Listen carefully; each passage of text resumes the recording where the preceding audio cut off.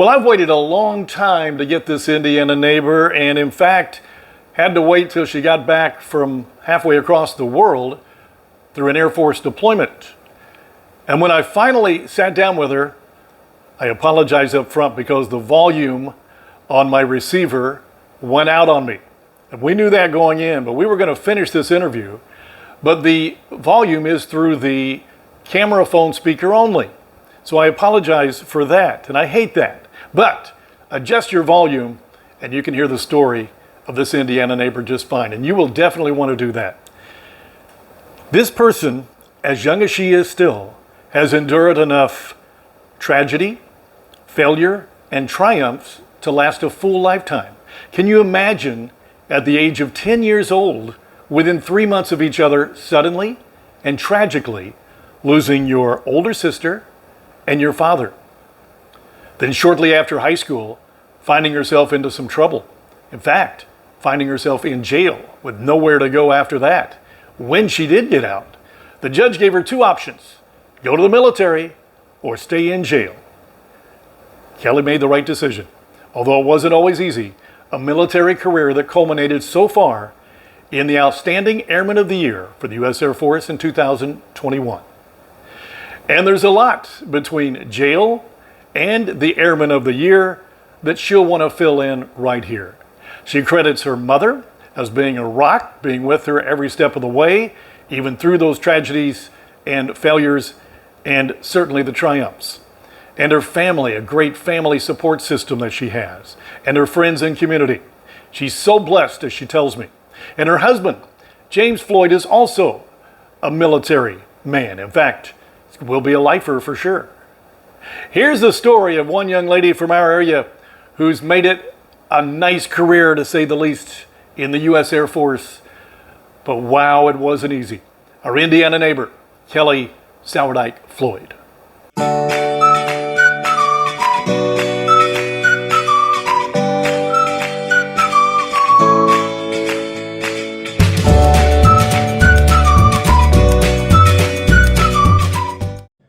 Welcome to another edition of Getting to Know Your Indiana Neighbor. Apologies up front for the sound. My equipment, which I haven't invested in since I've done this, may have gone out a little bit, so the voice is through the camera, the phone only, but I think we'll be fine. But our Indiana neighbor today, I've known all her life anyway, and so I know the story, and I know it's such a good story. It didn't necessarily start out like that. A lot of tragedy in her early life, but to where she is today, and that is U.S. Airman Master Sergeant Kelli Floyd. Kelli, great to see you again. So good to be here. By the way, yeah, so Kelli is moving from South Carolina to Las Vegas, all right? And we're in the middle of that right now, right? Correct, yep. And you just drove in 13 hours, got in early this morning. Correct, yep. And you're going to head back to Vegas. You said about a 26-hour drive. When? Well, maybe we wanted to leave Monday, but I think Grandma's going to talk us into Tuesday. So. And Grandma is a classmate of mine. Love her dearly, and that's Donna Nolly Sourdike. And we'll talk about her a little bit because she's a major part of this story as well. But there's a lot to unwrap here, yeah, Kelli, to where you are today. Not all of it pleasant, obviously, as it's not with every story. But let's kind of start from your childhood. Tell me about your mother and your father a little bit, if you would. Right. So when I was born, we lived in Lost River. So I had an older brother and older sister, and they were actually in school in Shoals. And I was too young, I don't remember living in Lost River. I remember the people, my babysitters and friends and neighbors and family, but I don't ever remember the home or living there. And we moved when my parents got divorced. And I was like 2, 3, and my parents went through a terrible divorce, right? So my earliest memories are, daycare at Helen's, and we lived over by the train tracks. I don't know how else to explain it, but on the back side of the track. Yeah. Right. You remember Helen's old house? Oh yeah. Yep. trailer right across the street from there. We did daycare at Helen's too. Right. Yeah, and bounced around a lot. You know, we had a house out in Whitfield for a while, and then we came back into Vincent Street, and that's where, you know, I was when. Yeah. So we'll talk about that. Yeah. When she says when Things change. Right? Yeah, when things change. So when you're 10 years old, the summer of 1997, Correct. right? Many of you will remember, but some of you will have no idea. But Kelly had an older sister named Candy. How much older was she than you? She was 4.5, 5 years. So some half the year she was 5 years older than me. The other half she was 4. So she would have been 15. She was 15. 15 years old, and murder. You know, obviously a small town like Lagodi was certainly rocked. I remember exactly what I was doing when I heard, I think it was on a Sunday, I'm not sure if you know, but. I was at the city pool that day. Okay. Yeah. So I remember I was mowing the lawn, and all I heard was sirens all over town, and that's never good.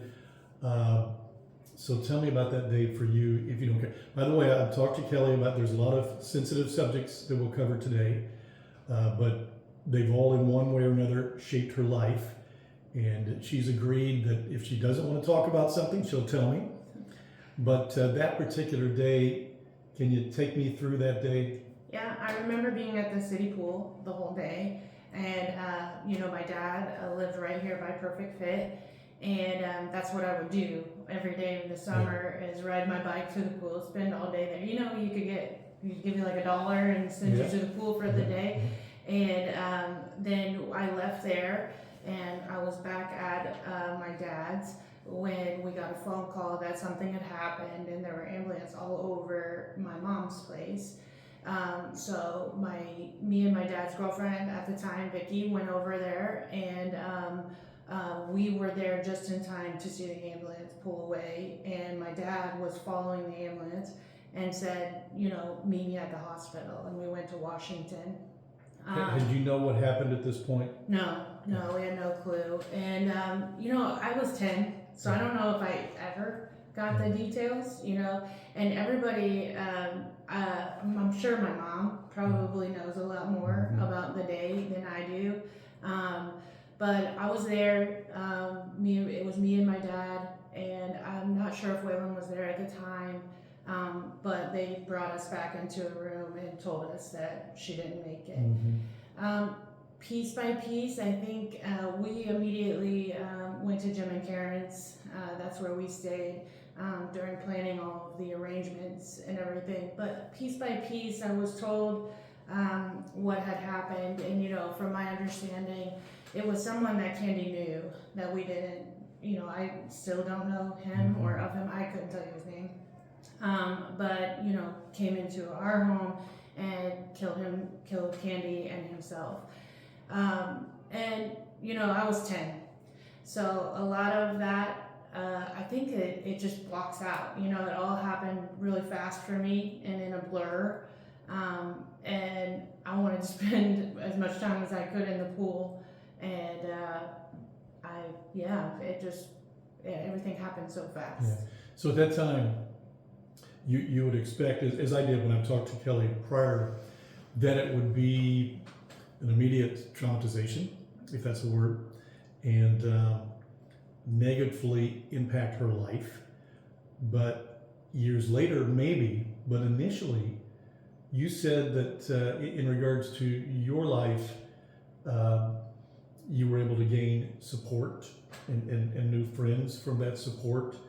And it was something that you could have gone a whole different direction at that point, but it's something that you took and it became, I want to be very careful in saying it was a positive because it wasn't to the family or anything, but in your case, instead of turning it into a complete negative, it helped you socially. Is that fair to say? Oh, absolutely. And like, I definitely don't want to speak for Waylon because he has his own story and went through, I think trauma affects everybody differently, and we all have different perceptions of what happened and what we went through. Again, I was 10, so a lot of this could be, not what other people experienced during that time. But we definitely split paths, and I think Waylon kind of went down a much different path, what you would expect. That didn't happen for me until later, until after I'd gotten out of high school.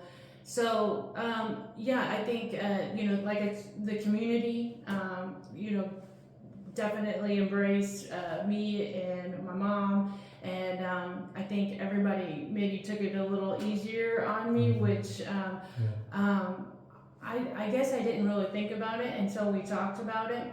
But we were just doing everything we needed to do one day at a time. And when I look back at like what went wrong or maybe how it affected me, and I think that it was about survival mode, one day at a time, and just doing what you needed to do that day to get to the next day, And we still don't dwell on it. I mean, obviously we talk, but it's always been this happened. What are we going to do to get to tomorrow, and what are we going to do to get through it?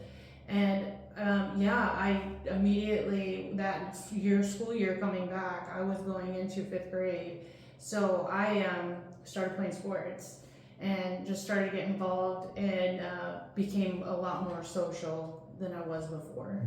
How would you describe your relationship with Candy? She was a little bit older. There was a little bit of an age gap. Someone you looked up to, or someone because of the age gap you didn't really get to know as much as you'd like? So I don't think I knew her probably as well as like her classmates and things like that, but I remember her as being just hilarious. She made me laugh every day. She was mean. She could beat me up, and she did frequently. I was, the annoying little sister, probably in her way more than anything.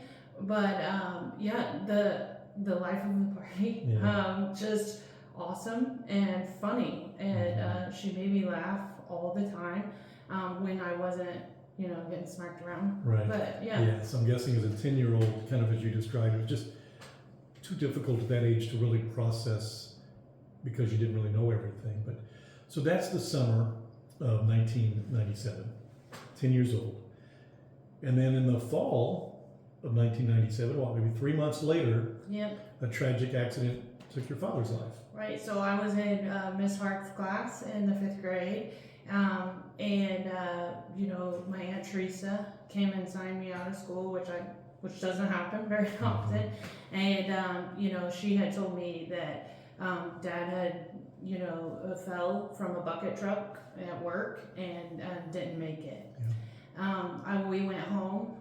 She took me we were living with my Uncle Denny at the time because, we had just lost our home with Candy, and we were in the process of what's the next step.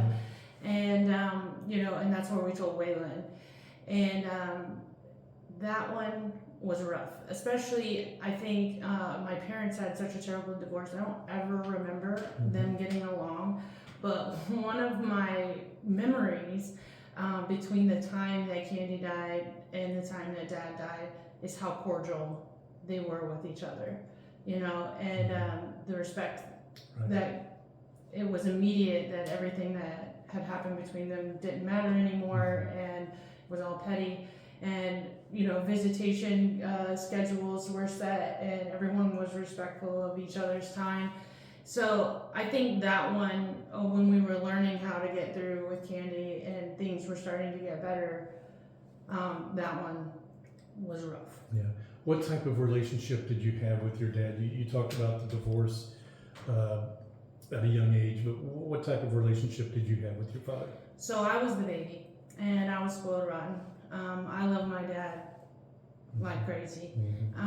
He could do no wrong, did no wrong, never did any wrong. And it's hard. It's not hard, but as I got older and heard more about who he was and the relationship and my parents, of course he wasn't perfect, but I'm just grateful that I had that time for him to be perfect, And what's interesting is as we grow up, it's like with my mom, we fought like cats and dogs, and then it just had this immense respect. And I think that for my dad, I had immense respect and never had that opportunity to dislike him or judge him Right. in any way. I really got to separate everyone else's judgment of him and who he was, and just my time with him, which was a little, was daddy's girl. Yeah. So in 3 months, obviously tragedy hits you and your family twice. That's enough even for a 10-year-old to strain a family's relationship. How was it within your family, within yourself and your mother and your sibling at that time? So I think that, we had our blinders on a lot. As you looking back on it, we probably didn't do enough to make sure each of us were okay, and got into that survival mode of just one day at a time. It's odd to say I love my brother, but I still look up to Waylon. He's also fantastic, and I love to hang around him. And he's not everyone's cup of tea, but he makes me laugh. His mannerisms are hilarious, and again, this is from a perspective, 26 years later. Right. But I found a video from Grandma and Grandpa Nolly's, I'd say 25th wedding anniversary party, and they walked around, and of course it was the big camera up on the shoulder. Oh yeah, I had one. And everyone was so embarrassed when they're like, hi, and yes, they're just like, oh, hi, and all the girls just like, and it's like 1930s or something, yeah. Right. And when someone passes, one of the saddest parts of moving on is like you forget their voice and you forget their presence, and slowly nothing smells like them anymore. I thought those things would be gone, forever. And watching this video, they interviewed my dad, and I realized like Waylon is sort of their mannerisms, their voice, the way they talk, and I just immediately got goosebumps. Like he never left. I've always had a piece of him right here, and if I ever want to hear my dad's voice, I get to call my big brother, which is weird but also comforting. And how much of a difference between you and Waylon? Same as Candy. So they're kind of Irish twins. Okay. So 3.5, 4 years. Okay. All right. So your father's passing, as far as how that impacted you moving forward in school and other social events, I guess, did it detour you? Did it allow you? Did it make you kind of curl up, or were you the same Kelli going forward? Well, definitely different, but I would still say that I, looking back, didn't realize how much I struggled just being alone. I needed to be social. I needed to be around people. I love making people laugh. Love being, the butt of the jokes or joking around with people. Definitely partying. Want to be with friends at all times.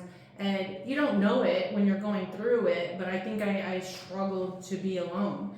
So I was constantly looking for, someone to be with at all times, which I would say probably sophomore year, 14, 15 is probably when, alcohol became part of that social interaction, right? Of, we're kids and we're stupid, and we think it's cool first, and then, you want to be around people, and then it's like, all right, let's, That's what people are sneak doing. this or get that and do it, and it just became part of my personality. I don't think it's a switch that happened. I don't think it's something that happened overnight. I think it started gradually to the point where I didn't know how to be social without it, Yeah.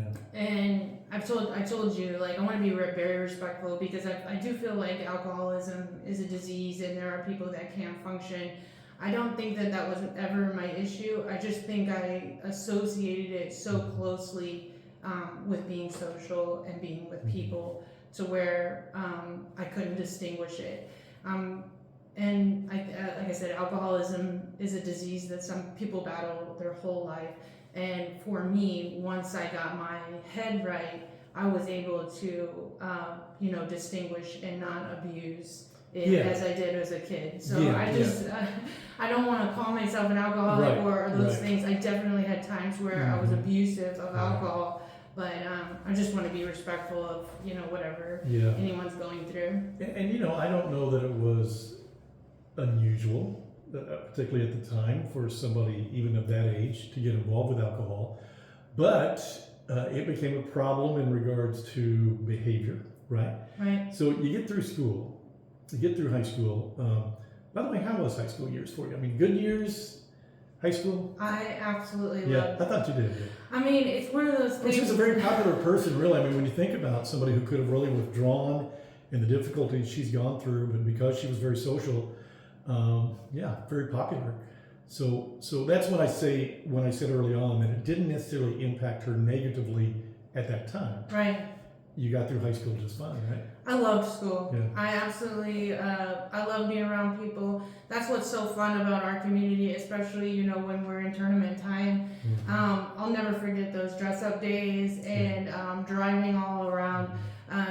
One of us was always dating somebody on the team or a part of the team, and we just rallied and were together all the time. And it didn't matter if it was volleyball or baseball or softball, golf. We went to golf meets and we just had a blast. And which, funny enough, never had alcohol associated with it, which was maybe why I struggled so much outside of school and that structure.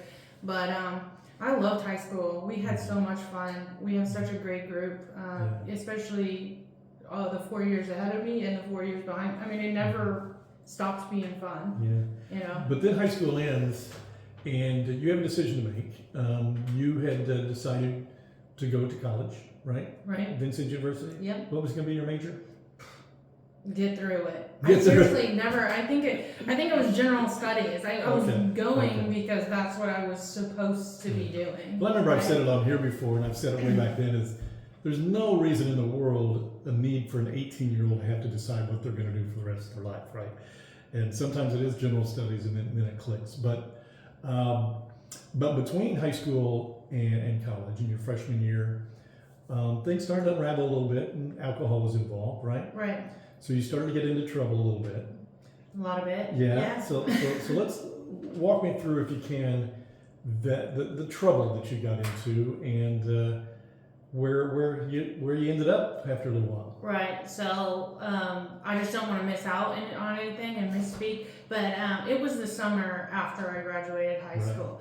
I was a car hop and dairymaster for several years in high school, and I had made it up that I was going to make it in Vincent's.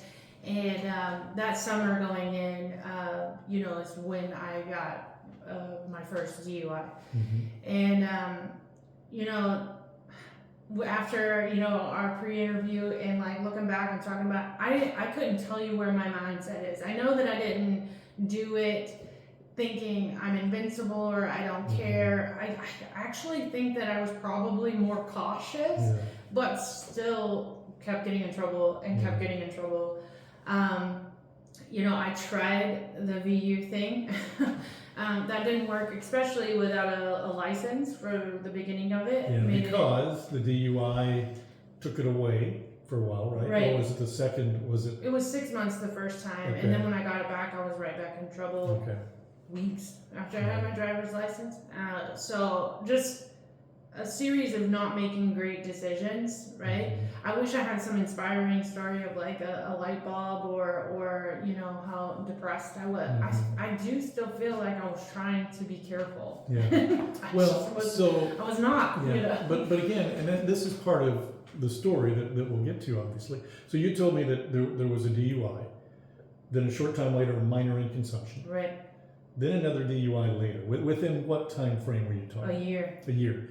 So license taken away after the third one for sure. Right. So you're in jail at this point? Yes. So what was the sentence? How long were you in jail? So with, the second time I was arrested, I didn't know when I was going to get out. I had to wait, to go to court. And after my preliminary hearing, they're like, yeah, you're not getting out. And I was like, what? So I stayed in the Martin County jail for 36 days. 36. Okay. Yeah, and it was eventually, I then was released on house arrest. And I stayed on house arrest until I signed the papers to go into the Air Force. Okay.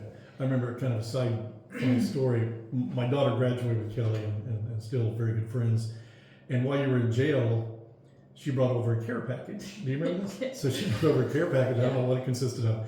But anyway, I think the general response from the jailer, whoever was, honey, this isn't a spa. She can't have your cookies. Get away. Those things. Well, what was it like in jail? Describe for us, those of us who have never seen the inside of a jail cell. I mean, pretty awful. I think more than anything, just the time, which is very difficult for me. I was still very social, had lots of friends. I met all kinds of women from all different places. I didn't know this, but at the time, I don't know there was some other county, like Clark County, that was under renovation, so they were like busing people up there. Met all kinds of people, Okay. It was alone time. Yeah. So you weren't mistreated. You weren't. Everything wasn't terrible conditions, but still. I mean, it's not a place I would recommend. No. It's not a 4-star resort or anything. But I was okay. I think more than anything, there was a lot of shame involved in it, and just being ashamed of yourself. And I come from an amazing family, amazing friend group. I have all the support in the world, and then when you look around and you think, how in the heck so that's did I end up here? Yeah, so I was going to say that. So you do have an amazing family and an amazing support group, always have. But not to put words in your mouth, but you had to feel like you let them down. Yeah. But how did you get? What was your response from your family though? How was the relationship between you and your family during these? I guess I'll call them dark times. Right. So I think I don't know if this was more. I'm sure now that they didn't feel this way, but I was just so ashamed of myself. I didn't want to be around. Okay. Do you know what I mean? Yep. I do. And I think I hid from them. So I'll let them speak Yeah. for what they thought of me. During COVID, when nobody could travel, which I know I'm bouncing around a lot. That's all right. My aunts did their sister trip to my house in South Carolina. And it was the first time that I got to see them as women and not my aunts. Right. Like these authority figures that, like plug your ears while we talk. And I got to learn so much about them. They're so fantastic. And I've just been surrounded by these awesome women my whole life and didn't know it until, and I feel like if I would have, reached out and found that in one of them, which it could have been surely could have been my mom, but I was in my own head. I think I was just too afraid to talk to anyone about, it, or to admit that there was something wrong with me. Yeah. But you're like 19 years old, right? Right. If 19 years old. So, and we go through this, and I'm asking those questions, and some of you are probably asking, why would you say that? Why would you ask Kelly that? Because it shaped her life in a positive way, as you can see. And just a couple of days ago, in fact, it was just, 2 days ago, you told me, we'll get back to the story, but you told me that as you were packing South Carolina up, headed to Indiana, and on your way to Las Vegas with your 3 girls and your husband, right? Right. That you and your husband had a moment to where you just couldn't believe how blessed your life has been, right? Right.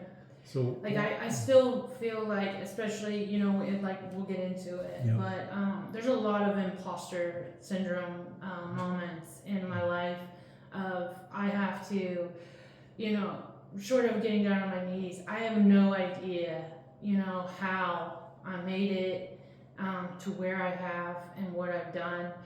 And, it's a lot of it is my mom. I think it's finding the right people. God has put the right people in my life at the right time. And I don't know that I would have worked as hard or been as successful if I wouldn't have gone through all this crap. And I tell Layla, I have a 14-year-old daughter. And that whole well, you didn't do this or you didn't. I'm like, that's not gonna work on me because I tell you right now, I'm very. I don't want to be. I went through these things for a reason, and for me, it's about changing what it is to be, a Sourdike. What it is to be Kelli Floyd. You're never gonna look at my kids and be like, well, she came from this, or she never had a chance, or any of that. And that's why I think it's so hard for me to tie, Candy and Dad and the DUIs and the drinking to where I am now, just because, it's just getting through it, putting it behind you, I still feel like I'm in trouble. I still feel like if I don't go to work today, they're going to put me back in the Martin County Jail, Yeah, So, she was the 2021 Airman of the Year. Right. We'll talk about that in a little bit, which is a big part of the story as well. But, so kind of going back, because of all of this, you're in jail and you're in time again in trouble. Then you go before a judge, and now your life changes because it's forced to change, right? Tell me what the judge said to you, and how, and forward from there as to what happened. Right. So, I was told you're going to jail, and we're going to keep you there for a very long time. That's all they said, a very long time. Right. Okay.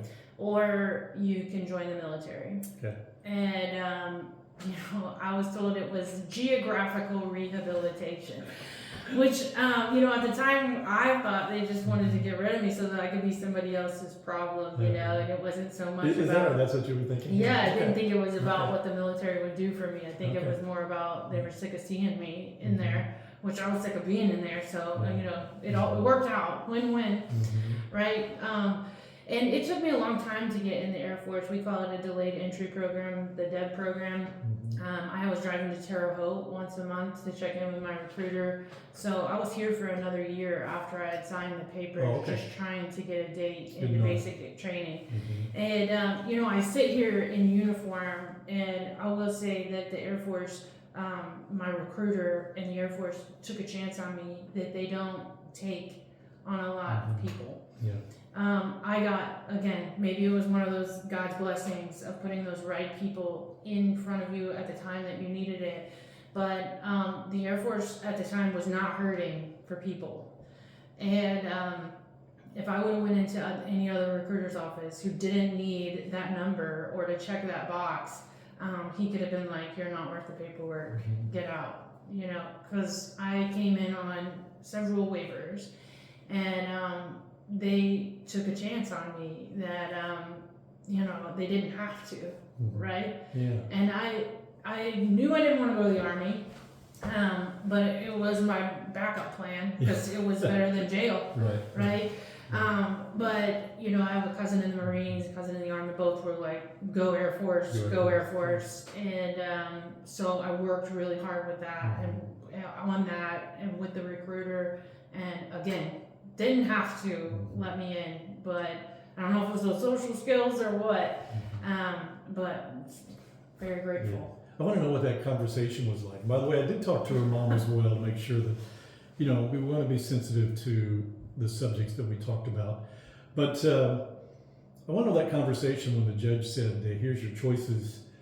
Was your mom there at the time when he told you this, or did you call her, go see her, and say, Mom, it looks like I'm going to the military? Yeah, I think it was a gradual thing. Mom wanted it too, and I don't think it was for the getting me out of trouble or getting me out of home. I think, she wanted me to have a job, first of all, and I think that for her it was a last resort kind of thing. It was a gradual process of a conversation started of like how about the military? What do you think about the military? And then it came down to, you're going. So as soon as you told the judge or whoever that, yes, I'm applying for the military, were you able to get out of jail then? Or did you have a time that you were sentenced to that you had to stick to? No, so I was able to get off house arrest when House I arrest. signed the papers. So Okay. I still had another year here, you know, not on house arrest and not in trouble per Okay. se, you know. Okay. Obviously still on probation. Mhm. And, but I was, it was about a year from when I signed the papers to when I got out the door. So you go from this partying girl, social girl, to basic training. Right. Tell me what the basic training was like for you during those 8 weeks. You know, I look back on it and I laugh. And if anybody else in the Air Force was here, they'd be like, oh, it's not a big deal, you know, Right. because it's like a trauma that we all share, Yeah. and it's not a big deal. Everybody goes through it. But As you're going through it, it's a big deal. yeah.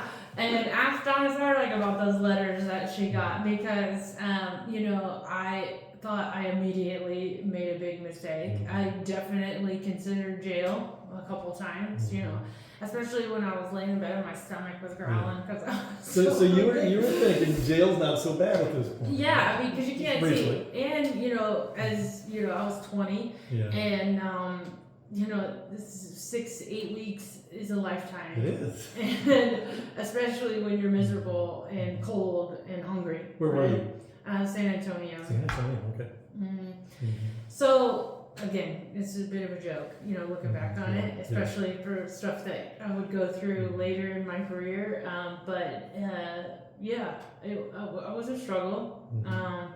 I think that first little taste of freedom scared me more than anything. Of like, what do I do with my hands? You know, because you had a TI or a flight leader or somebody around you at all times.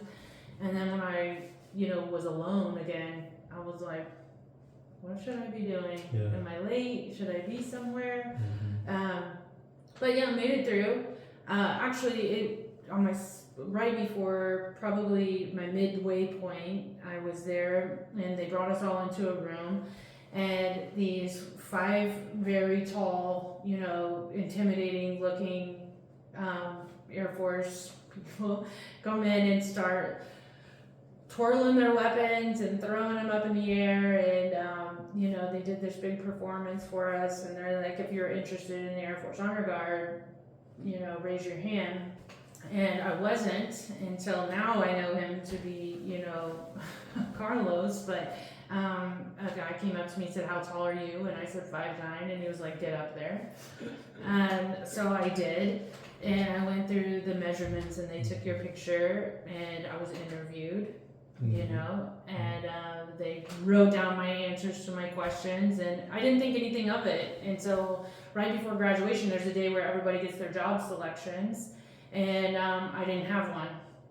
And by the just to mention, my security clearance hadn't processed through yet. So I just thought I had made it to graduation week and was gonna get kicked out of the Air Force and be like, there's no way we're giving you a secret clearance, you can't. Yeah. So I didn't get a job, and everybody else got a job, and I was like panicking, like, oh, they figured me out. Somebody here knows, you know. And they said, who doesn't have a job? And they're like, go wait in this little room, kind of like that. It's like an interrogation room. And they came in and they're like, you've been selected to go to the Air Force Honor Guard. And I was like, oh my gosh, the biggest relief of my life. You know, I thought I was gonna get sent home. Yeah. And they were gonna Instead take of me the out. honor guard. Right. Which is what? What's the honor guard? So the Air Force Honor Guard is a ceremonial unit, Yeah. right? So it's And you think it's because you're 5'9". right. So it's prestigious. It's an amazing unit that does military honors in Arlington. So that's the primary mission of the Air Force Honor Guard, is to give military burial rites in Arlington. However, all of the fancy ceremonies that you see on TV, so the presidentials, the Tomb of the Unknown Soldier, all that, those are honor guards. So we would do parades, and different dignitaries would come to visit. There would be, you know, the honor guard was there. Another mission of the Air Force Honor Guard is the drill team. which is those guys that came down and were throwing their weapons up in the air. Yeah. So they're the ones that travel the country and do all the drill sequences, and each of the branches have a drill team and they compete against each other. So they're like the rock stars of the honor guard because they get to travel a lot. But So now there are little things that are beginning to happen that are breaks for Kelli. right, She doesn't understand why these good things are happening. You'd mentioned that you felt like, maybe they figured you out, but they knew, the Air Force would have known of your past, right? well, on paper, Yeah. it's there. You gotta dig a little bit, Yeah. but yeah. Because again, I don't think that's terribly unusual for somebody to have to choose a path to go to the service because of the past that they had. So I don't think that's terribly unusual, or at least it didn't used to be. Right. So the beautiful thing about the Air Force, it's all branches, military, is everyone has an individual story, and obviously we all come together from all different walks of life and background. I'm certainly not the only person in service with my background of trouble, or a lot of what you hear is I failed out of college, or college wasn't for me, school wasn't for me, those types of stories. But yeah, I don't think it's uncommon. It's just not something that you want plastered on your forehead. I can't go anywhere in Lagodi without people knowing about it, right? Because it's on the radio and in Especially the now. newspaper. Yeah, I know. Right? Even though, Yeah, it's okay to talk about it yeah, now. that's okay. But in the military, it's just a lot less blatant, Right, and we all wear the uniform for a reason, and our stories is what makes us unique and what we bring to, the mission, but it doesn't define you anymore because you get to be a part of something bigger than where you came from and what you did. Yeah. So you said in the beginning with basic training, you didn't think that was going to be it. You thought another choice might be better. But then there came a point to where you realized they were doing what they were doing for a reason, and you understood that. In fact, I think you said that at the end you kind of realized it's kind of a joke because now you know what they were trying to do. Yeah. But how proud could you have been that you did make it through basic training? Like you said, it's only 8 weeks.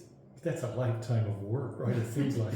Yeah, I mean, that's what you shouldn't take away from it. Again, basic training is something that all of us are experiencing, and if you look back on it, it's not that difficult.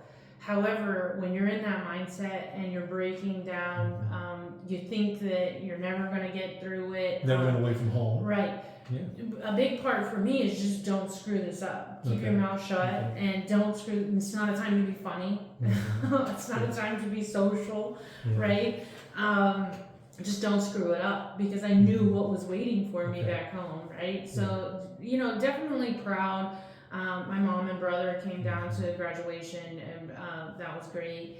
But more than anything, and you'll have to ask mom what her perspective was because there's just like tears in her eyes the whole time. And I was like, you're embarrassing, but there were other moments in my career that were probably more impactful, but it definitely started there for sure. But think about, and you have, what your mom had been through. Right. You think what you've been through, okay? Now think that times 10 for a mother, and you as a mother, right? Understand that. You hope you don't go through those tribulations, but you know how difficult it is when things don't go right for your own daughter, right? That's for sure. Yeah. This is So we haven't even talked yet about your future husband, who also is in the military, James Floyd. So you met him before he even knew who you were, right? Right. I mean, you had an interview with him, and years later, or not years later, but later on, he didn't even remember you because he interviewed a lot of people. So he was influential in your life, getting you to that next step, but he didn't know it? Right. Can you tell us a little about that? Yeah. So I told you the Air Force Honor Guard came down to basic. They recruited, and I was interviewed. Well, it was probably 6 or 7 months later. I was in my dorm room, and I was all real close together in the Honor Guard, and I looked down the window, and I saw the guy that interviewed me. And I was like, he was on drill team, so he's traveling all the time. They don't spend a lot of time with the other elements. And I was like, I'm going to go down and introduce myself because he was with a mutual friend, somebody that we both knew. And I went down there and I was like, hi, I'm Kelly, and you interviewed me in basic. He's like, I have no idea who you are. I talked to 300 people that day, like, what a weirdo, right? But then later, What were you attracted to at that time? I mean, did you go down and talk to him because you were a little bit interested? Oh, or? for sure. Okay. Yeah. But I just don't want his head to get too big during this video. No, for sure. I will say it was the first time I'd seen him in civilian clothes, and he had like boots and a jeans on and a camo hat, and I was like, oh, he's a country guy, which is, Yeah, what you like. well, what we like, right? That's what we have done, yeah. So I, definitely went down there and was not entertained whatsoever, from what I thought. Yeah. Right, and then he was on a drill team and he was pushing a class, and one of his students said, hey, Floyd wants you to have his phone number. Here's his phone number. So then I texted him and I was like, hey, you got my number? Yep. Yeah. And then, the rest is history. So he had a guy who went to you and said he wants you. Yeah, okay. James, come on. Yes. So the difference, and I think what was so impactful for me at the time in getting to know James is he knew he wanted to join the military his whole life. I mean, I'd say his whole life. His grandpa was retired Air Force. He was working for it. He actually enlisted while he was still in high school and left for basic almost immediately after graduation. So he had been in 3 years longer than I had. And he just had his stuff together, right? He knew that this was what he wanted. It mattered to him, the work that we did and what he did. His family, just seemed normal and together, and like I said, his parents were together, and it was just somebody that I didn't think I deserved, which I know that's self-deprecating, but he was just what I needed, And you said you couldn't believe that he had an interest in you. Right. Yeah. Because I was a mess. I had been a mess for so long. And you're so used to everyone in this town knowing every detail of your past that they're like, you can't be serious about Kelly Sourdough, But for him, I was just, I got it. Yeah, right? I tricked him. He didn't know everything. Right? Yeah. We met. I had been in less than a year when we were married. So we met pretty quickly, got married pretty quickly. Okay. And you told me that he was very influential in turning you around because, you said you weren't perfect, and I'm not talking about the drinking aspect, but just work ethic, things like that, right? So how did he pound it into you, or you told me there was something that was ingrained in your mind that he said, and does he know this, if you told him this? Yeah. Okay. Ingrained in your mind of what he said that made a difference ever since. Right. So immediately when we started dating, I was infatuated with him, and I knew that this was it, right? That I wanted to be with him, and we were. I don't know. I told him I was going to call into work. I didn't want to go to work, and I don't know if it's because somebody upset me or what it was, but I didn't want to go to work, and I told him I was going to call in sick, and he was like, "I'm not going to date a dirtbag." Yeah. And and I don't think he was trying to be mean or anything like that. And we probably laughed about it, but it stuck with me, and I thought he's not going to date me if I don't take work seriously, And again, I just didn't want to lose him. Yeah. So you were you had to have structure, you told me. And that's what the problem was, a lot of it, when you had free time after high school. So going into the service, it provided you that structure. Then I kind of take from the story that James was probably a person of structure all of his life. Right. So this was out of the ordinary for somebody who maybe didn't have that structure. Right. And he was one of discipline. Is that fair to say? Yeah, I think that, I'm definitely the boss. So don't even get that twisted. No, but I think that we've been married 15 years. Yeah. So it's definitely, he would probably tell you that he needs me in certain aspects, Sure. Absolutely. Balance out. Right, and the roles have reversed so many times. Especially, we're not just married 15 years, we're growing up together. We're definitely not who we married each other. The two people that got married 15 years ago aren't who we are now. So I think that's changed multiple times. But even still, like, the things for me in the Air Force didn't really start clicking, when I met James. I just wanted to be with James and have a family. And I thought I was going to get out. And I thought I was done. We got pregnant with Layla. I had Layla. Again, a big pivotal change in my life. It was fine. It just wasn't for me anymore, It was for her. I loved having somebody to take care of all the time. I loved having somebody that needed me. Probably that whole not very good at being alone thing. It's like, now I got a buddy and I can, make her stay with me. Yeah. That's true. Which is unhealthy. I understand. I'm working on it. Yeah. But, it was just a big change. But I was going to get out. After how many years? I enlisted for 6. 6. Okay. Right. And yeah. Was he going to be? Was he going forward all the? Yes, he knew he wanted to retire. So you knew you were going to be a military family. Right. Okay.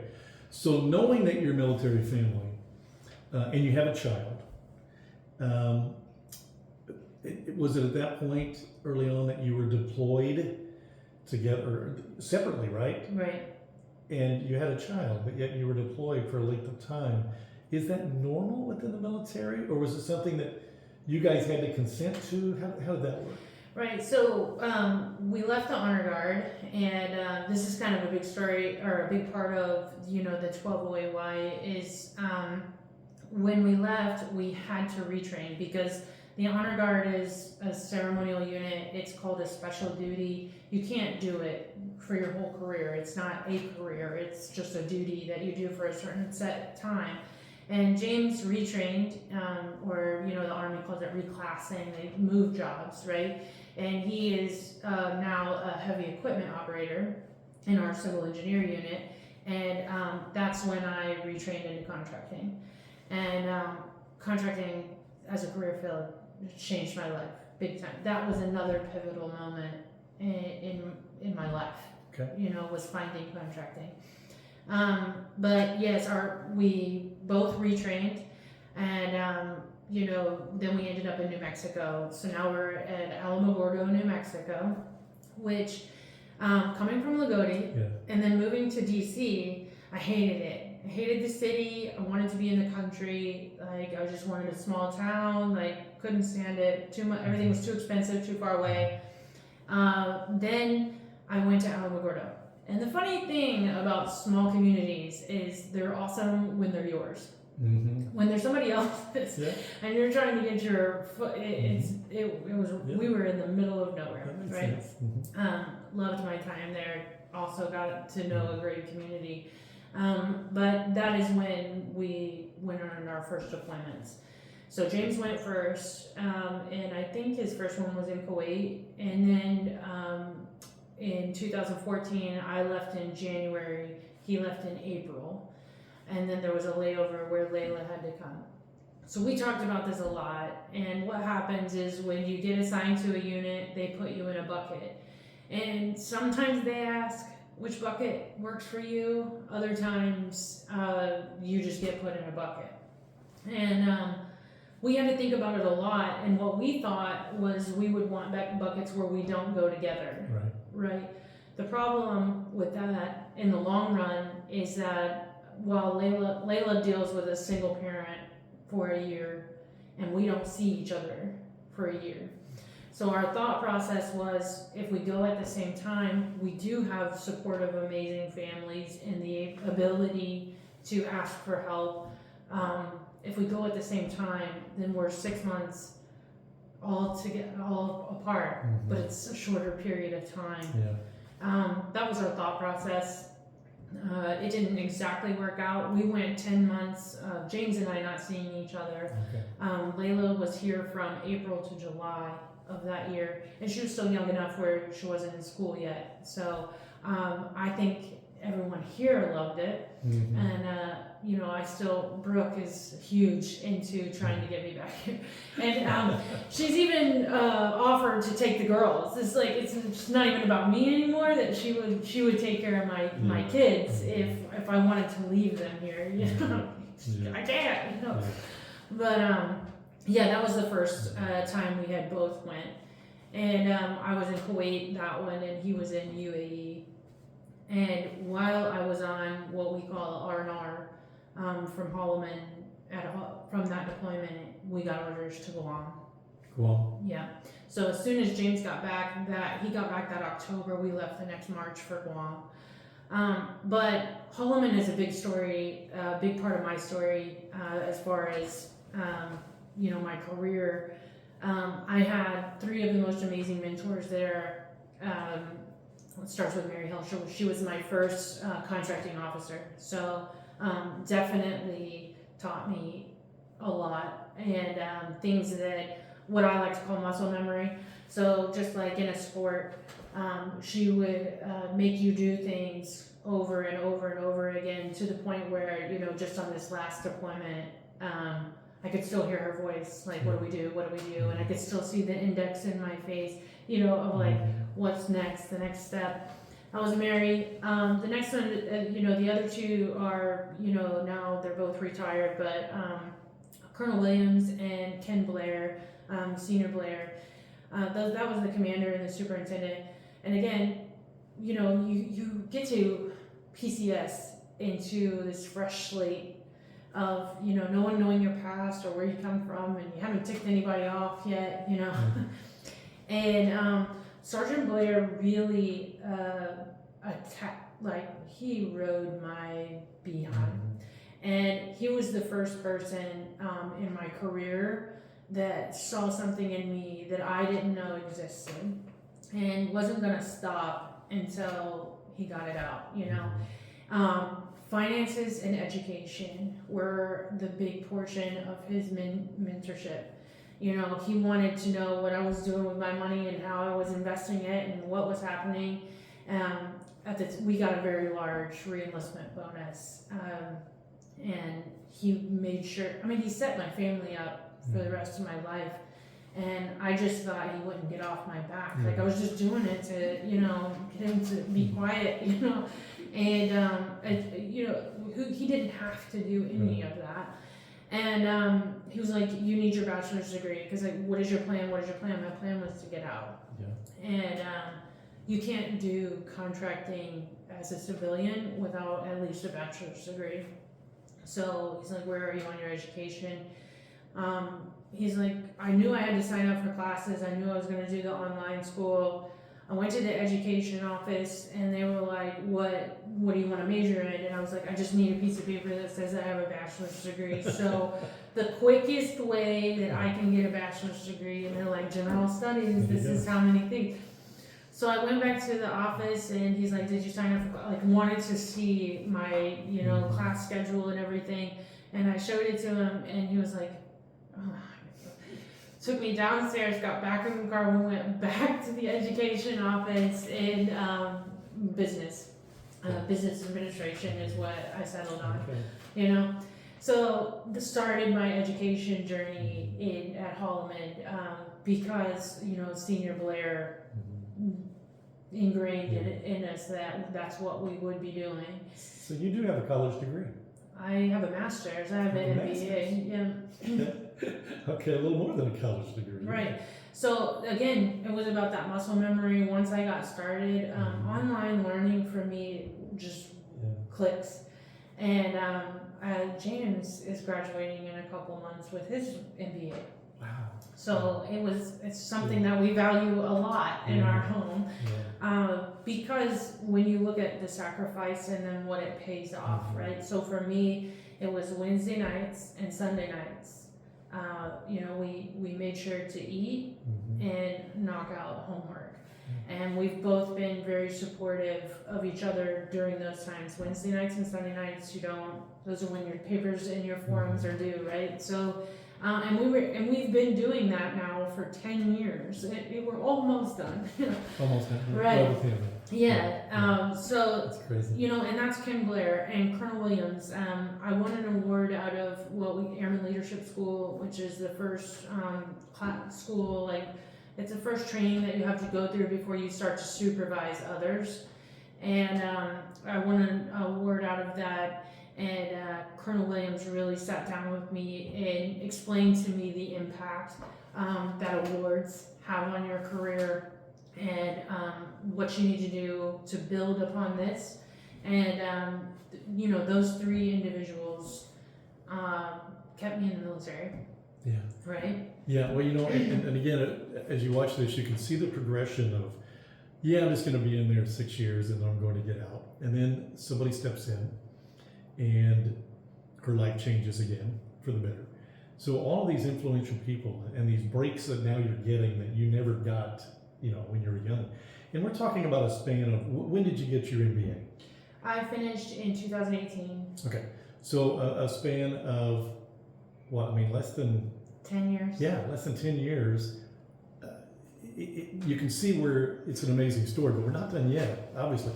But now you feel like not only is this going to be my career, I can be good at this. I'm getting recognized at this. Right. How crazy was that? Yeah. And the interesting thing about that is that people believed in me Yeah. for no reason. Yeah. You know, like I'm sure there was reason.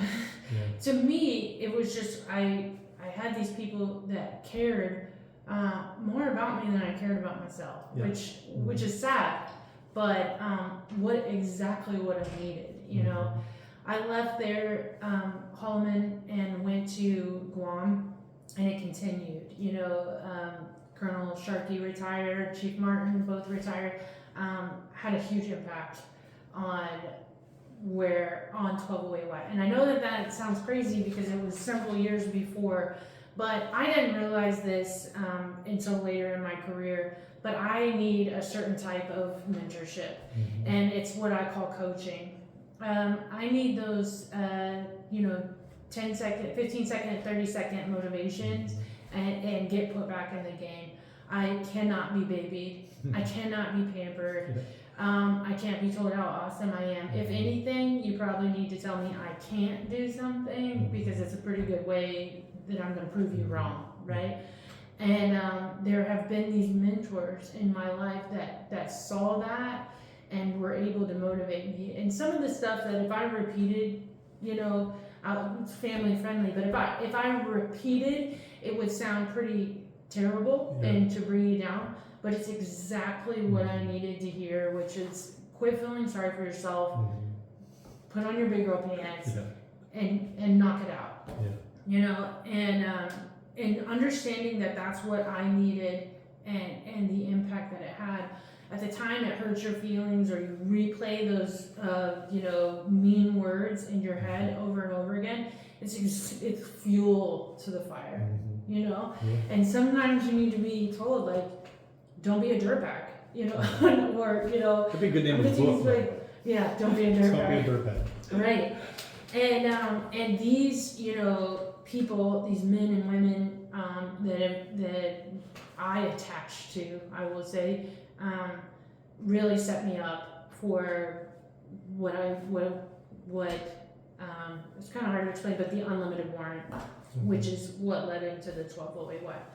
So and you say, what is that term again? The 12? OAY, Outstanding Airman of the Year. Okay, so 12 OAI. So there were 12 outstanding airmen of 2021, right? Right. And you were one of those, obviously. And I'll explain that. Yeah. But now here, you and James have now both committed to basically a life in the military. Your children good with that? I mean, you moved around. You're continuing to move. Tell me about the impact on the family. So I will say it has been amazing. I've had troopers; they're awesome. This last one, like just recently, has been the hardest. So we're in transition right now. My oldest is 14. Yeah. So this was the first time she struggled to leave a location. So it's all we know. This is life. Yeah. We've been on a combined 9 deployments. I think when they come, they're like, okay, cool, see you when you get home. It's not like back in the day where we're writing to anything. Like Layla's texting me, I forgot my lunch money, and I load money onto her, you know. So we're able to stay connected more now than ever in any time in history. So, you know, I wouldn't say it's an excuse. I'm sure that other people look at our lifestyle and say, I could never, but it's all we know, and we love it. We have a blast. And I think one of the reasons that James and I are still together is you learn more about people when you go through adversity with them. And, you know, I need to see him work through issues and hard times just like he needs it. We grow together and we learn about each other. We learn, like, you know, I know what he needs in a stressful situation because we've been through so many stressful situations, you know, and vice versa. So it's like going through these hard times. I know what he's gonna forget. He's already, you know, done what he knew I wasn't gonna do, and it brings us closer together. And then, you know, the travel and the transition from one place to another, it's a perfect reset to just take time and get to know each other again, especially after I just got back from a deployment. Layla has spent every waking minute with friends and boyfriend and everything else. So now we're gonna take this big road trip together, and I just can't wait for us all. Well, I'm going to call you about Nebraska and see if you can still feel that way. Right? Yeah, do that. Yeah. Did you have a choice? You're going to Las Vegas now. But how does that work? Did you guys have a choice as to where you want to go now, or is that the next job? So that's the next job. That's the next job. I wouldn't say that it was a choice. James is the one pulling me, so he's going into an instructor position. We knew it was time to go. We've been in the Shaw almost 5 years in South Carolina. So we knew that it was time. We were both applying for different jobs. So once you've been in for a while and at the, you know, master sergeant spot, you get a lot more options as to being a little bit more selective by applying for jobs. So I was applying in DC. He applied in even though you hated DC from your time earlier. Right. Okay. Well, I hated it while I was there. Then when I was at Holloman, I missed it. Okay. You know what I mean? But I still am not a huge cost of living fan of DC, but the possibilities are endless. We're both getting close to retirement, and being in that location is huge for job opportunity. So we were kind of thinking 2 assignments ahead by going to the DC area, but Vegas came through first. So. And is there a commitment to Vegas for how many years? No, we're not committed for a certain amount of years. We will be there, we know, for at least 12 months. You know, we want to be there for at least 3 years. 4 would be great. Layla's going into her freshman year. So it would be awesome if she gets to graduate high school there. I don't think that's going to happen. But she's in her freshman year at the moment, correct? No, she's finishing the 8th grade. She's finishing the 8th grade. Right. Okay. So next fall will be her freshman year. I got you. So let's talk about this Airman of the Year award. Right. So what goes into it, the criteria, why you, and how unbelievable is that? Right. So the 12 Outstanding Airman of the Year is a program to recognize, you know, the performance of one individual from each of our 12 MAGCOMs. Okay. So a MAGCOM is a major command. So under the Air Force, you know, the headquarters of the Air Force or the Pentagon, you'll have 12 MAGCOMs, right? And you know, the one I was assigned to is Air Combat Command. And you have Mobility Command, Training Command, Space Command, Pacific, European, right? So they all make sense for what they do. ACC bases have fighter jets. So I've been stationed with a fighter for the past 10 years. Guam was sort of a break because it's a PACAF base, but we had fighters on the flight line at all times. So so ACC is where I was out of. So I'll kind of talk about what goes into it, but from the MAGCOMs, it breaks out into numbered air forces. And then under the numbered air forces are wings, which are your bases, right? So the bases are all over the world. So you go from MAGCOM to numbered air force to the base. And then under the base is the group, and I'm in a mission support group. And then under your group is your squadron, which I'm in the contracting squadron, right? So I come into Shaw in March of 2019, pregnant with Trudy. Okay. And I knew I wanted to work towards my unlimited.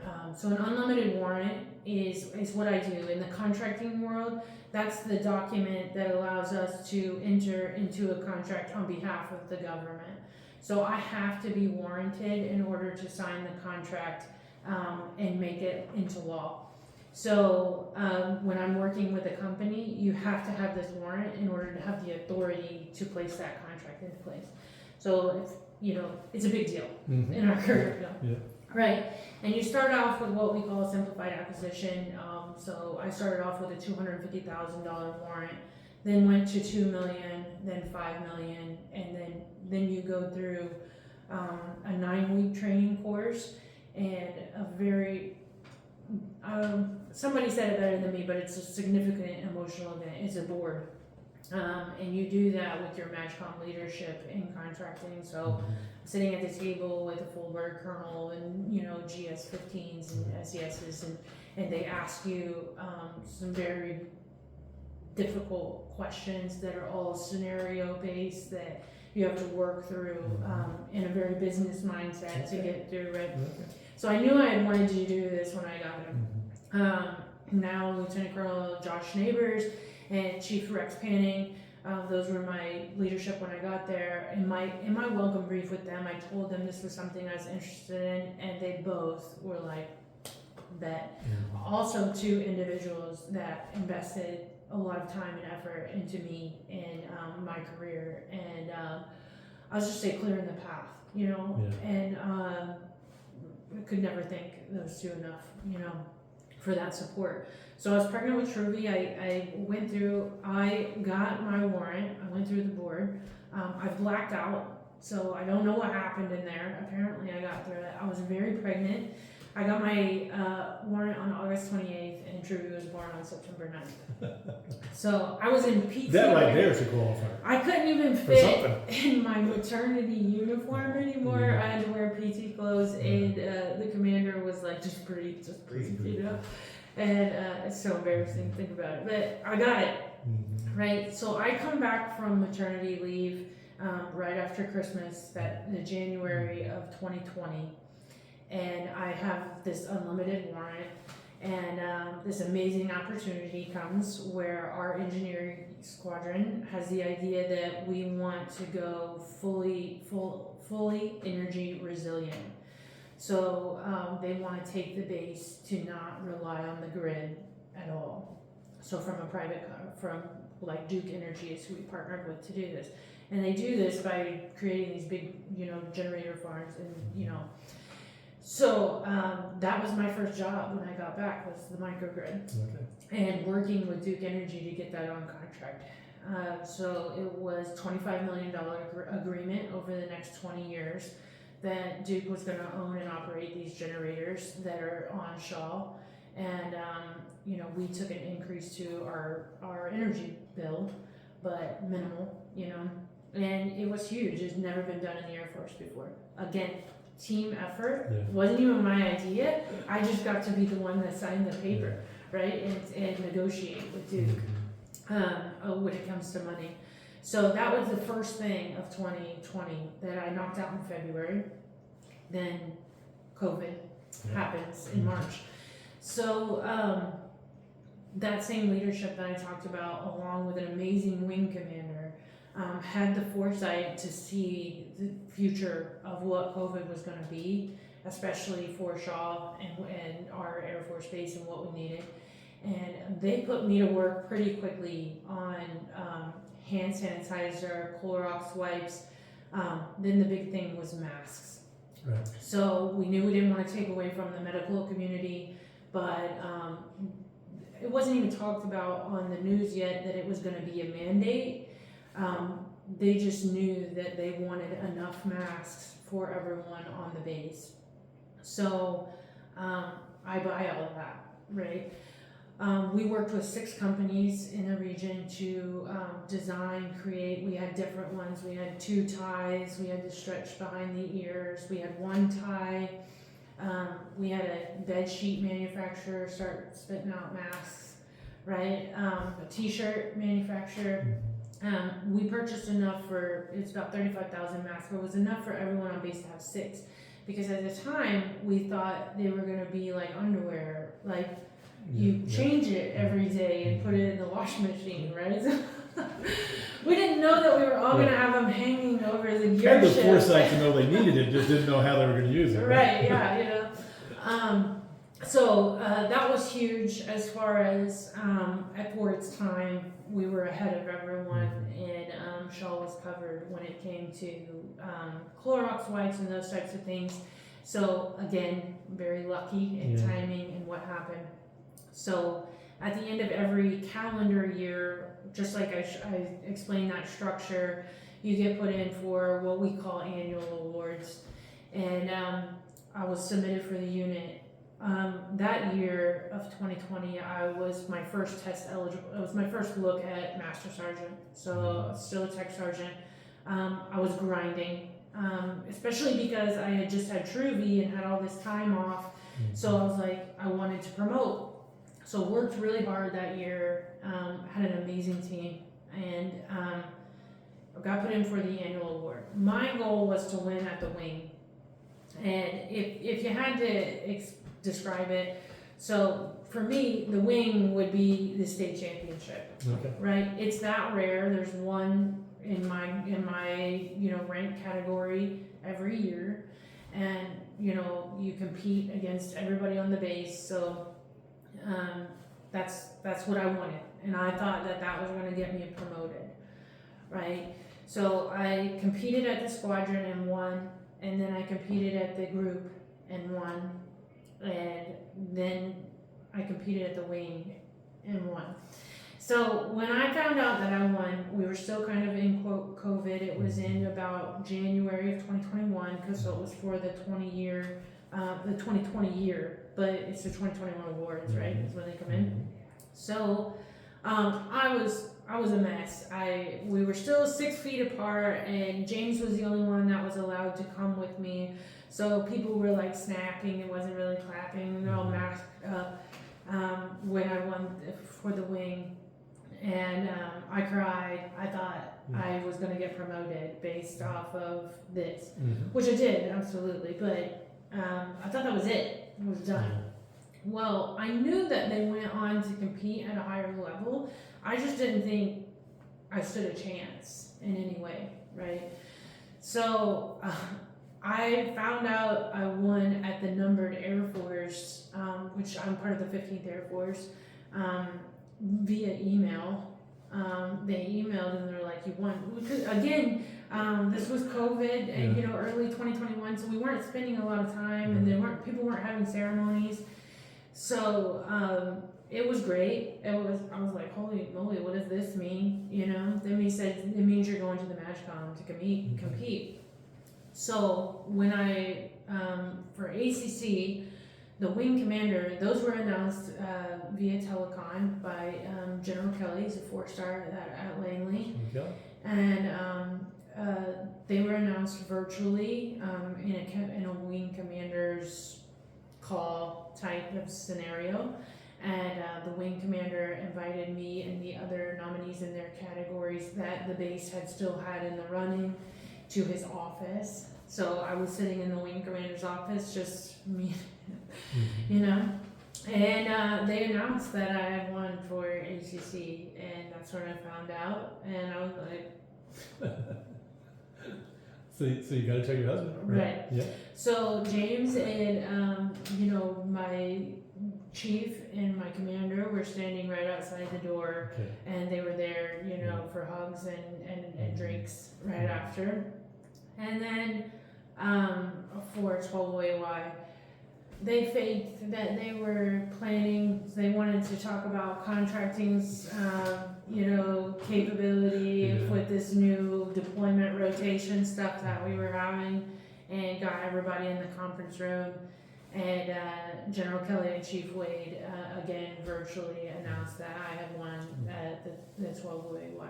And where were you at that point? So I was in South Carolina. I You was were at in the, South Carolina. which I had already been selected for Ghost program. I deployed Yeah. very, very quickly after. Well, that. I see Ghost here Yes. on the side. What is that? Ghost So program? the Ghost program is an acquisitions program that's ran by SOCOM. So that's the Special Operations Command, which is its own separate combatant command from the Air Force. It's not even in the Air Force, and they have a program where they allow contracting and program managers to deploy down and work on some of these awesome special operations contracts and programs, and fantastic. That was my 6-month deployment to Tampa, and I was competitively, I went to that, had to compete to get selected, and got selected to go. I was the first enlisted to ever do it. Mhm. So it's Yeah. normally for officers, and they opened up the door and let me in, and I don't know how that's going. No, I do. They're still selecting, enlisted contracting officers to go down there and do that. So, the 12OAY was announced in, I believe, like June or July, and then you don't get inducted until that September. Okay. So that September, we went to the Air Force Association's induction ceremony in DC, and that's when my mom got to come and watch me walk across the stage and get recognized. And after that, after the ceremony, you go downstairs and they put you in a reception line, and all the brass, all the big wigs, nothing but stars and stripes just coming by, shaking your hand, and mom got to stand right there and take all the credit, which they were happy to give her. Proud moment, Right, absolutely. yeah. Yeah. And a few of my aunts were able to come too, which is awesome. It was again a moment of imposter syndrome.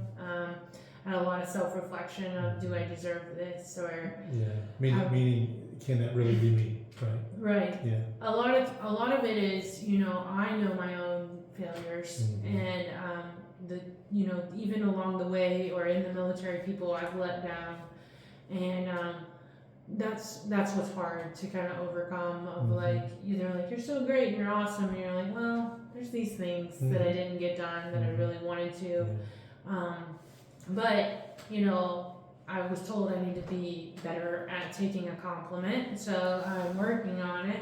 And James and I had a blast that week in DC, where I got to do a helicopter tour and fly over Arlington, and they flew over the Air Force Honor Guard compound, which was amazing, right? I had dinner at the chief Master Sergeant of the Air Force's house, which was fantastic. Tour of the Pentagon and saw my picture hanging on the wall in the Pentagon. Yeah, so it is for the 12 months. It's gone. It's been replaced by the newer winners. It was fantastic. Did you take a picture of it though? Oh yeah. You'll probably. Yes. We'll see. Yeah, you can see it now. Yeah, there we go. Yeah. I still a little bit of imposter syndrome, but for the year, I got to travel around. I went to Vegas, San Antonio. I spent 2 amazing weeks at the Air Force Academy in Colorado Springs, where I skydived with the Wings of Blue, which is the team that skydives into the football game. I got to go to a football game and run in the tunnel and run out with the team on the field, and was recognized at halftime, and jump off the 10-meter, which is kind of a rite of passage for cadets. Just the most amazing experience. I've been spoiled. I got spoiled that last week or that year, and what an amazing opportunity. Well, are there other goals like that as far as competing for awards that you'd be involved with? So I think it's pretty clear, like, so this is like the pinnacle. So if I told you the wing commander or the wing award was like the state championship, just imagine like Indiana now competes against Kentucky. Like it went to like a national stage, you know, and that's what this award was. I think that while it's really great for my career and it will definitely help, I will have a reputation for it forever. It's a heck of a resume builder. Right, for sure. But I think my big goal now is to give back. So I truly feel like the Air Force, you know, saved my life and you know, changed me for the better and continues to change me. And I grow in a way that I wouldn't have done had I not went. Yeah. And I just want to prove to myself that I am the real deal as far as. I mean, you're not there yet? No, I want to give it back. Okay.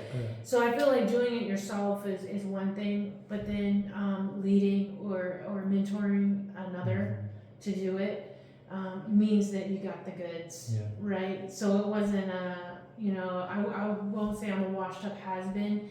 I can leave a legacy and, you know, let somebody else do it for somebody else. Most of my mentors, there's a few still left, but have retired. And I talk about them, you know, in this interview, but I get to be that voice for what they did for me, and I just want to give that back, and so that I know that there's somebody out there that's going to give me things that I don't think I deserve, right? So I know that there's a kid out there, you know, scared to death, about to leave basic training, but has nowhere else to go. And, you know, when the timing's right, you know, God will place them in my life to be able to help them the way others helped me. Well, think about that troubled teenager. Right. Who doesn't have a whole lot of choices.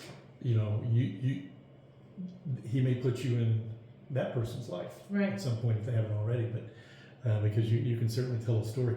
One thing I enjoyed you talking about in our pre-interview, as you called it, was, you know, when you were back home and going to Vincennes and then not going to Vincennes, going to jail, whatever. You really never been out of Martin Davies County, maybe to go to state finals, you know, things like that. But yet you've been in some of the most fabulous places in all of the world.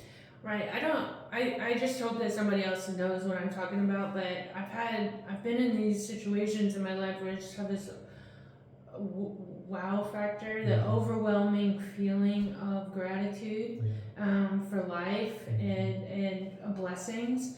And, you know, I told you, jet skiing in the Persian Gulf, that hit me pretty hard. Standing in Jerusalem just a couple months ago, while, you know, my interpreter tells me this is where, you know, Jesus stood, was pretty intense. Snorkeling in the Pacific Ocean in Palau, which is where they, you know, film Survivor and stuff. I just had these amazing opportunities. Working with the president, that never gets old. It doesn't matter the president, doesn't matter a political affiliation. The leader of our country, Right. It's still wild, you know, that these things that we watched on TV became real life for me, and still, you know, are out there for me to just go grab them. And General Kelly bestowing an honor upon you, right? I mean, yeah, I mean, it just continues to happen. It's amazing. Tell me about your girls. So I am, again, blessed. Layla is everything. She's 14. She's a really, really good girl. She's a smart aleck, and, you know. Teenager. Yes, and I'm definitely getting a very small dose of you know, my own medicine. You'll get more. Yeah, for sure. But she's fantastic. She plays volleyball and the violin. She's in an orchestra, which was a big, you know, block that we had to check when finding her a school in Las Vegas. She wanted to continue with the violin. And Brinley is 7, almost 8, and she is my big-hearted, very sensitive teaches me patience. I've never apologized to anyone more in my life than I do with Braylon. Because I'll pick on her, and she just emotional, and I forget how hard it is on her. So she's definitely the sweetheart. And then Truby is my crazy wild animal. How old is she? 4. 4. And she's given us a run for our money. She's wild. Tell them how you chose the name Truby. Why? So Truby came from Steel Magnolias. The movie is Dolly Parton's character. You know, you've had 3 girls. You start to get creative on where you get the names, and you know, I have so many girlfriends and so many girls too that I want to be respectful and not steal their name. You know, we've had our boy name for 15 years, but not a boy, right? So yeah, they're fantastic. They are the definition of me, and you know, when you're deployed, it's work 24/7. And I think that one of the things that surprises me is that people that know me at work say, like, I can't visualize you as a mom, and or, you know, what are you like at home? And it's just odd to me because that is all that I am, is a mom. Everything else is supplemental, and you know, the uniform will never be as important as they are. And when these deployment opportunities happen, you know, James and I have very long, drawn out conversations about what's right, and if we can handle, you know, there are repercussions for going, both positive and negative, and we talk through those, and you know, do a risk assessment on, you know, what it is that we want. He's eligible for retirement next year. Wow. Yeah, it'll be 20 years for him next August, and you know, I have 4 years left, so he's eligible her freshman year, Layla's freshman year of high school, and I'm eligible her senior year. So we'll see what happens. You know, I've always, especially living so close to Crane, the military kids come and go, you know, or they're different, or they're always laissez-faire, you know.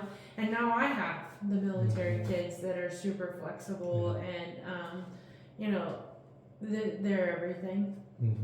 So what didn't we talk about? It's kind of your form now, that maybe I didn't ask, or maybe you never thought of, but what would you like to say right now for the next couple minutes? Anything at all? Well, you know, you talk about my mom a lot. What an amazing woman. You know, not just what I put her through, but her whole life. And, you know, this is a very small piece. I am a small piece of her story and what she's been through. I've been trying to get her to quit for 10 years, and she won't stop, you know. So when somebody tells me I'm a hard worker or you do great work, I'm like, you don't even, I am half the woman my mom is, you know. And she's been fantastic to me and my girls, and what a blessing she is. And you know, that's why I'm here. That's why I continue to come back here, is, you know, she's so important, and this community is so important. I know everything about everybody, and I get my tea every Saturday morning. We sit down and have coffee and talk about, you know, the gossip in town, which is great. And there's no gossip in this. Well, we, you know, and it's not just that, you know, people like you that have always, you know, reached out, like when the boys made the state run in 2012, and we were all over the planet listening to the games, or the shout outs of being calling in or writing on the radio, like what that means to me. James feels so attached to Lagodi, and you know, the community, and how cool we are, you know. And we are. I know, and I know it seems cheesy, but especially depending on what age group that you're talking to, but the fact that I have that and can stay connected, and you know, maybe not as well as I would like to, it's still, you know, I always have a home here, and it's not going anywhere. And I think when I'm done enjoying what the world has for me to offer, who knows, you know. But so you hinted Crane. Yeah, the Navy. I know, but But when you I'm retire, kidding. The neighbor's when you great. retire, you're going to be very qualified for a lot of positions Right. at Crane, right? Yeah. Okay. Well, we'll see. But Vegas is first. Yes, I think it would be, this COVID changed everything, and there's so many remote opportunities now That's true. that, That's true. we might not have a home. We might have, Airbnbs all over the world. Who knows? Yes. Kelly, congratulations. Thank you so much. What a story, first Yes. of all. I can't Yeah. imagine you thinking 15 years ago that we'd be sitting down and have a conversation about your young life. I know. I feel like I made it. I know, but you got a long way to go, girl. I know. So keep making it. Right. And those beautiful daughters, I mean, I know they're so talented. And I can't imagine you picking up a violin when you were 14 years old. Can you? Wouldn't have happened. We didn't know it. That's a I fiddle, know. right? Yeah. It's a fiddle. No, but there'd be one around here. Yeah, well, thanks so much. Yes, sir. And good luck in Las Vegas. Good luck, especially on that trip. Right. 26 hours Yes. with 3 girls and a husband. Right. Good luck. Yes. We'll need it. Okay. Master Sergeant, 2021 Airman of the Year, Kelli Floyd. Thanks for watching this edition of Getting to Know Your Indiana Neighbor. Pros there. I met up with, was it Sergeant Floyd? Was she there? I met her. I think I coined her, didn't I? You did, sir. Yeah, she's hiding over the back. Is she there? Hi, sir. Oh, hey. Yeah. Well, how come you're not in service? I also have a new exec.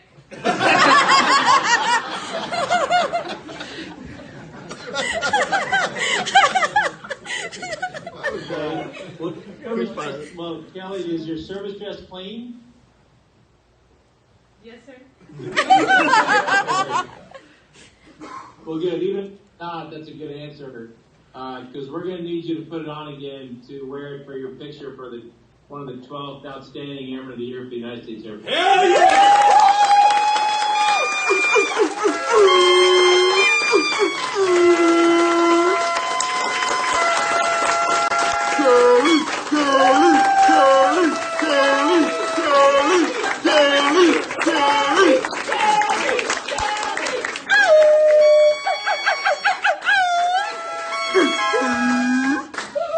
It's okay to cry. She waited to cry all day. No, in all seriousness, really goes to a couple things. One, all your great efforts, what you've done for the Lead Wing stuff during a pandemic, what you've done in support of AFCENT, what you've done through your career on and off duty. A lot of times you do stuff that may go unnoticed, but doesn't go unappreciated. What you do goes unnoticed, and it's incredibly appreciated. And you had a team member there that captured it appropriately, so we're looking forward to seeing you and the other team there next week. Chief Wade, anything to add? Yeah, Kelly, congratulations to you. Thanks so much for being such a strong representative of the 20th Fighter Wing, 15th Air Force, and Air Combat Command. I can't think of anybody who's better to stand on that stage and represent Air Combat Command than you.